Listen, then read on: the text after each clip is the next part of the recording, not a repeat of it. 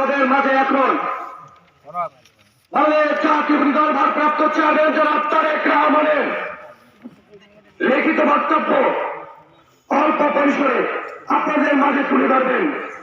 বাংলাদেশ জাতীয়তাবাদী দল পটুয়াখালী জেলা শাখার রাঙ্গামাটি সদর উপজেলার সভাপতি জনাব মোহাম্মদ আব্দুর রহমান। পটুয়াখালী থেকে আগত বাংলাদেশ জাতীয়তাবাদী কৃষক দলের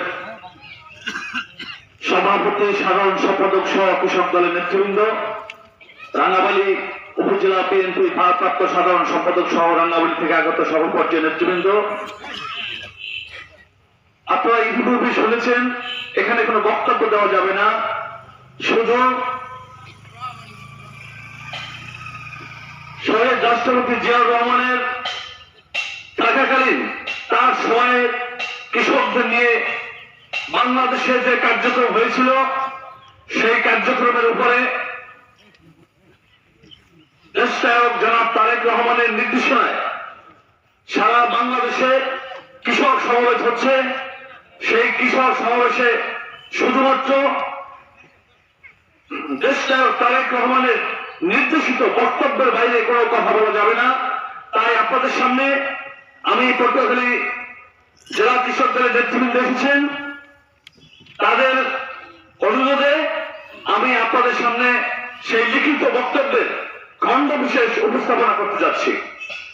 3 মাস ব্যাপী ইউনিয়ন পর্যায়ে জাতীয়তাবাদী কৃষক দলের উদ্যোগে কৃষক সমাবেশ, কৃষক দলের বক্তব্য।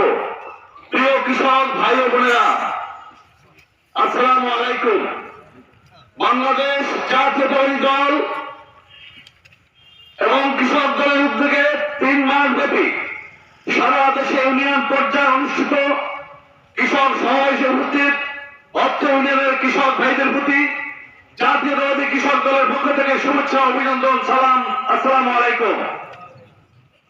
প্রিয় ভাই বোনেরা, লক্ষ লক্ষ শহীদের রক্তের বিনিময়ে অর্জিত স্বাধীনতার এক মহাসংকটে নিপতিত হয়ে আমাদের এই প্রিয় জন্মভূমি, প্রিয় মাতৃভূমি বাংলাদেশ সুজলা সুফলা শস্য শ্যামলা আমাদের এই উর্বরা বাংলাদেশের শুরুতে আওয়ামী দুঃশাসনের কবলে পড়ে দুর্ভিক্ষে নিপীড়িত হয়। 1975 সালের পট পরিবর্তনের পর সিপাহী জনতার বিপ্লবের মধ্য দিয়ে শহীদ রাষ্ট্রপতি জিয়াউর রহমান দেশ ও দেশের মানুষের প্রয়োজনে দায়িত্বভার গ্রহণ করেন। দুর্ভিক্ষ কবলিত এদেশের মানুষের মুখে এক ফুটো খাবার তুলে দেওয়ার জন্য কৃষিক্ষেত্রে কিছু যুগান্তকারী পদক্ষেপ গ্রহণ করেন। ফলে অতি অল্প সময়ের মধ্যে বাংলাদেশ সমূল বিপ্লবে শুরু হয় এবং খাদ্য স্বয়ংসম্পূর্ণ অর্জন করে বিদেশি খাদ্য রপ্তানি করে। কৃষিতে জিয়াউর রহমানের অবদান, লক্ষ লক্ষ শহীদদের রক্তের বিনিময়ে অর্জিত স্বাধীনতার পর এক মহাসংকটে নিপীড়িত হয় আমাদের এই প্রিয় মাতৃভূমি বাংলাদেশ। সর্বরা শস্য শ্যামলা আমাদের উর্বরা বাংলাদেশের শুরুতে এক দুর্ভিক্ষের কবলে নিপীড়িত হয়। 1975 সালের মর্মান্তিক পট পরিবর্তনের পর সিপাহী জনতার বিপ্লবের মধ্য দিয়ে জিয়াউর রহমান দেশ ও দেশের মানুষের প্রয়োজনে দায়িত্বভার গ্রহণ করেন।